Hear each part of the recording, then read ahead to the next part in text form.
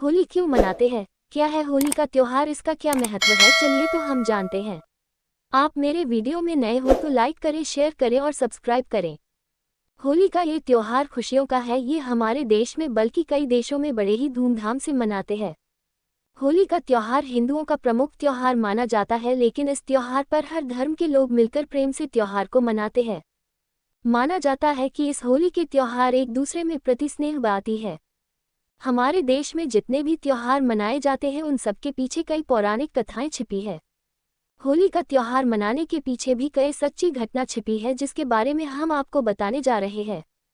हम हिंदुओं को होली के दिन को शुभ दिन माना जाता है। होली का त्योहार हर साल वसंत ऋतु के समय फागुन यानी कि मार्च के महीने में आता है, जिसे पूर्णिमा के दिन मनाया जाता है।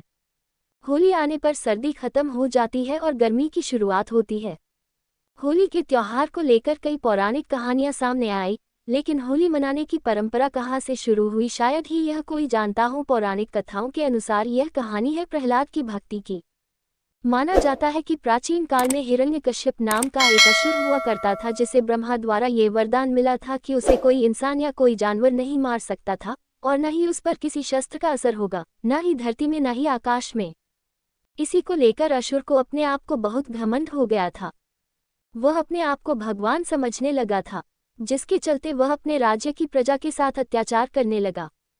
बताया जाता है कि असुर ने अपनी प्रजा से विष्णु की पूजा करने से मना कर दिया, क्योंकि असुर अपने छोटे भाई जिसे भगवान विष्णु ने मार दिया था उसका बदला लेना चाहता था। हिरण्यकश्यप का एक पुत्र था जिसका नाम प्रहलाद था, लेकिन प्रहलाद अपने पिता की बात नहीं मानता था और वह भगवान विष्णु की पूजा करता था। हिरण्यकश्यप का प्रजा में इतना खौफ हो गया था कि लोग उसे भगवान मानने लगे थे, लेकिन प्रहलाद ने अपने पिता को कभी भगवान नहीं माना था। लेकिन प्रहलाद की यह बात हिरण्यकश्यप को मंजूर नहीं थी। असुर ने प्रहलाद को कई बार समझाने का प्रयास किया, लेकिन प्रहलाद ने अपने पिता की एक नहीं सुनी।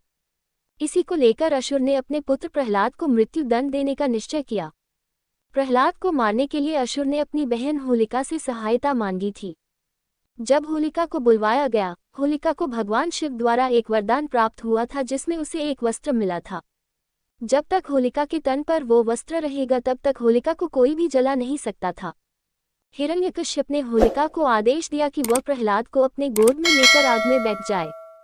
आग में होलिका जल नहीं सकती क्योंकि उसे वरदान मिला है, लेकिन उसका पुत्र उस आग में जलकर भस्म हो जाएगा, जिससे सबको ये सबक मिलेगा कि अगर उसकी बात किसी ने मानने से इनकार किया तो उसका भी अंजाम उसके पुत्र जैसा होगा।